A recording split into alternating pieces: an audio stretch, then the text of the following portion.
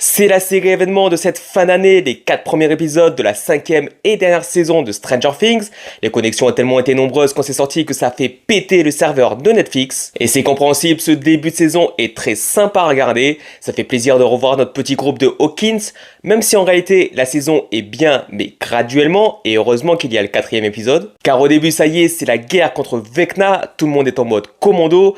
Alors ça le sera tout le long des épisodes, mais il y a peu de réelles relations entre les personnages. Ils sont surtout fonctionnels, il y a des stratégies, des plans qui seront utilisés de manière intéressante pour l'action, mais du coup ça rend la série un peu froide, mécanique je trouve. Puis vers le 3e épisode, on retrouve un peu plus de profondeur, de complicité entre les personnages, et le 4e épisode qui dure 1h30, on a tout ce qu'il faut, aventure, effet de groupe, émotion, action, cliffhanger. De manière générale, la série est toujours incroyable visuellement.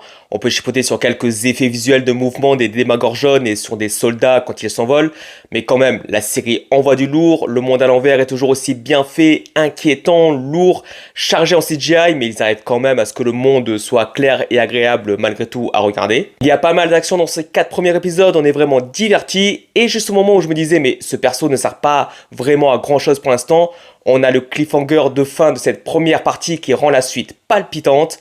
Vivement le 27 décembre à 2h du matin.